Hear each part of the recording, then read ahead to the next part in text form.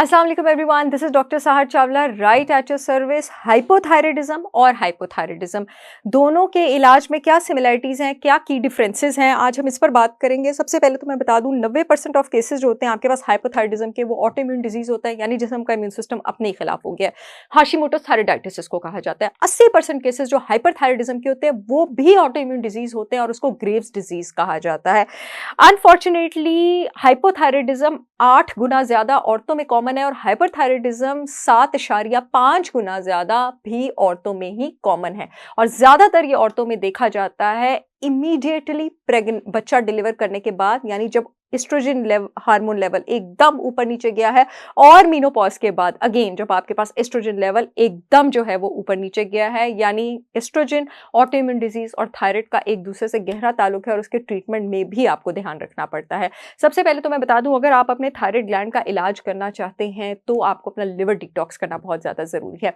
90% आपका thyroid hormone आपके liver में बनता है, सिर्फ 10% अभी हम पेरे हाइपोथायराइडिज्म की बात कर रहे हैं आपके थायराइड ग्लैंड में बनता है।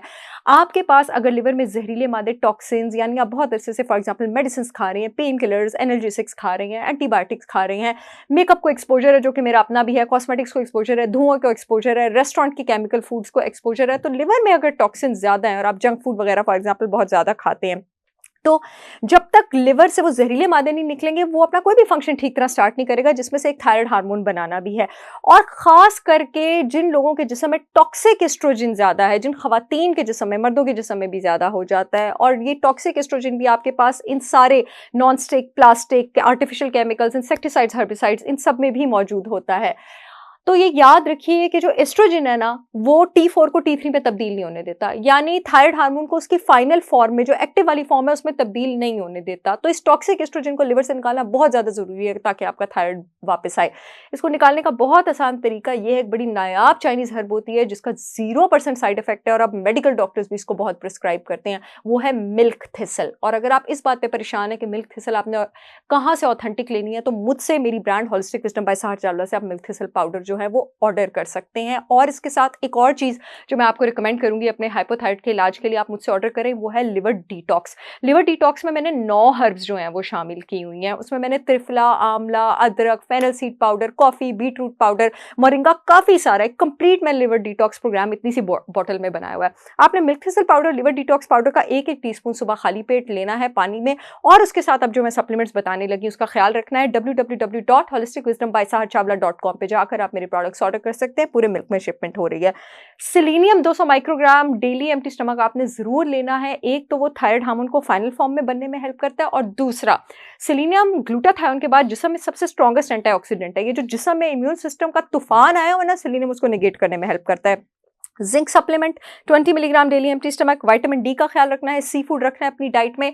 बाइल सॉल्ट टटका आप डेली अपनी डाइट में ले सकते हैं, और उसके साथ वो सारे हर्ब्स लें जो कि आपके लिवर से बाइल सॉल्ट की कंजेशन को रिलीव करने में और उसको बढ़ाने में हेल्प करते हैं। जितनी भी कड़वी सब्जियां हैं और अदरक, वो आपके काम आएगा। बेहतरीन तरीका यह है कि आप कड़वी सब्जियों के पाउडर और अदरक पाउडर ले लें। अगर आप ऑथेंटिक अदरक पाउडर और कड़वी सब्जियों के पाउडर लेना चाहते हैं तो स्वांजना पाउडर, करेला पाउडर और अदरक पाउडर मेरे पास अवेलेबल है। ये आपकी बाइल सॉल्ट की कंजेशन को रिलीव करेगा। इसके साथ टटका का सिंथेटिक सप्लीमेंट जो आप शामिल कर लें और इंशाल्लाह आपका इलाज जो है वो शुरू हो जाएगा।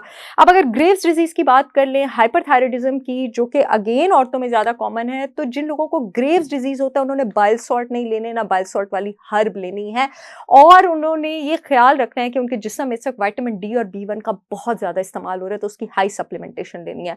अब विटामिन डी दोनों ने लेना है, हाइपो वालों ने भी, हाइपर वालों ने भी। और हाइपर वाले जो उसकी डोज लेंगे वो कम से कम 20,000 इंटरनेशनल यूनिट डेली होनी चाहिए विद ब्रेकफास्ट, और vitamin B1 1000 microgram daily with breakfast. जो लोग मेरी वेबसाइट से मेरे ऑथेंटिक ऑर्गेनिक बेहतरीन पाकिस्तान के प्रोडक्ट्स ऑर्डर करना चाहते हैं, जो यूट्यूब वाली ऑडियंस है, येलो पट्टी में लिंक आ रहा है, वहां से ऑर्डर कर सकती है। जो फेसबुक वाली ऑडियंस है, अपॉइंटमेंट्स वाले फोन नंबर के नीचे लिंक आ रहा है, वहां से ऑर्डर कर सकती है। मुझे उम्मीद है ये वीडियो आप लोगों के बहुत काम आएगी। I will see you all again with yet another informational video. तब तक के लिए अल्लाह हाफिज।